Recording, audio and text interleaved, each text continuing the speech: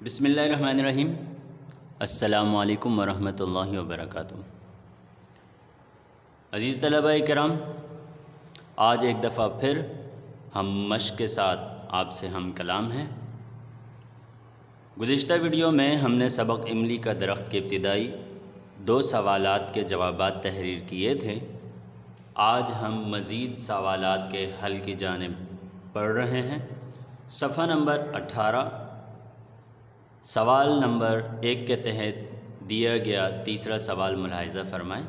صفحہ نمبر 18 پر تیسرا سوال۔ جی بیٹا، صفحہ نمبر 18 سوال نمبر 1 کے تحت دیے گئے اجزاء آپ کی نگاہوں کے سامنے ہیں۔ سوال نمبر 1 کے تحت کل 6 سوالات دیے گئے ہیں، جن میں سے 2 الحمدللہ ہم تحریر کر چکے ہیں۔ پہلا سوال تھا مصنف نے درخت کو مسافر نواز کیوں کہا ہے، اس کا جواب میں آپ کو بتا چکا ہوں۔ اسی طرح دوسرا سوال تھا گاؤں کے لوگوں کو درخت کیوں عزیز تھا، اس کا جواب بھی گزشتہ ویڈیو میں آپ ملاحظہ فرما چکے ہیں۔ تیسرے سوال کی جانب بڑھ رہے ہیں۔ یہ آپ کی کاپی کا تیسرا سوال ہوگا۔ سوال ہے کہن سال افراد سے کیا مراد ہے۔ کہن سال میں نے آپ کو بتایا تھا، اس کا مطلب کیا ہوتا ہے، بڑی عمر کے افراد۔ جی ہاں، تو آپ اس کے جواب میں بھی یہی تحریر کریں گے۔ کہن سال افراد سے مراد بڑی عمر کے افراد ہیں، یا یوں بھی تحریر کر سکتے ہیں کہ کہن سال افراد سے مراد بزرگ حضرات ہیں یا بڑے بوڑھے ہیں، یہ بھی آپ تحریر کر سکتے ہیں۔ چوتھا سوال دیکھیے، آندھی کا گاؤں پر کیا اثر ہوا۔ آندھی کا گاؤں پر کیا اثر ہوا، اس کا جواب بھی صفحہ نمبر 17 پر ہی موجود ہے۔ آپ وہاں سے دیکھ کر بھی تحریر کر سکتے ہیں، میں آپ کو بتا دیتا ہوں۔ آندھی کا گاؤں پر بہت بڑا اثر ہوا یا بہت برا اثر ہوا، جس سے گاؤں کے کئی گھروں کی چھتیں اڑ گئیں، کئی کمزور گھر گر گئے اور کئی گھروں میں آگ لگ گئی، بلکہ کئی جھونپڑوں کے تو نام و نشان تک مٹ گئے۔ غرض آندھی سے گاؤں کا بہت نقصان ہوا۔ ٹھیک ہے بیٹا، اس طرح آپ جواب تحریر کر سکتے ہیں۔ تقریباً 2 سے 3 سطروں پر مشتمل آپ جواب تحریر کریں۔ ٹھیک ہے، اگلے سوال کی جانب بڑھتے ہیں۔ درخت گرنے کی اصل وجہ کیا تھی۔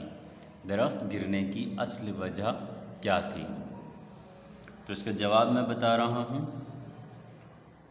چونکہ درخت کی جڑیں کھوکھلی اور کمزور ہو چکی تھیں، اس لیے درخت گر گیا۔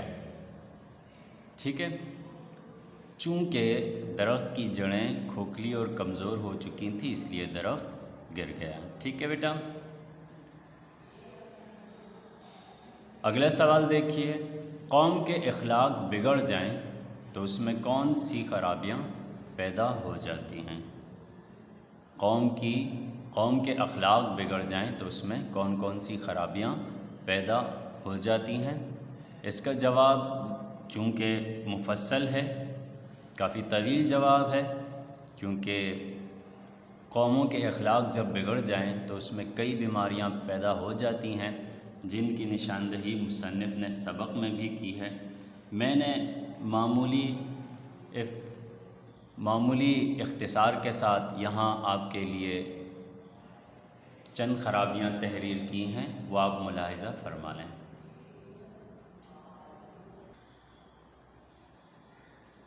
لیجئے بیٹا، سوال نمبر 6 ماں جواب کے اس وقت آپ کے سامنے ہے۔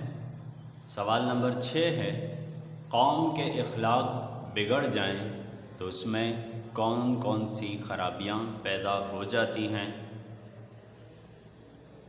تو جواب جو یہاں میں نے آپ کے لیے تحریر کیا ہے وہ دیکھیے۔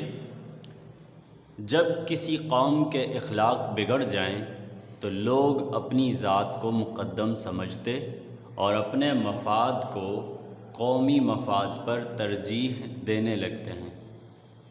جب کسی قوم کے اخلاق بگڑ جائیں تو لوگ اپنی ذات کو مقدم سمجھتے اور اپنے مفاد کو قومی مفاد پر ترجیح دینے لگتے ہیں، اور اقتدار و زر کی ہوس میں حصول دنیا کے لیے ایسے کوشاں ہو جاتے ہیں کہ پھر ناجائز ذرائع کے استعمال میں بھی نہیں ہچکچاتے۔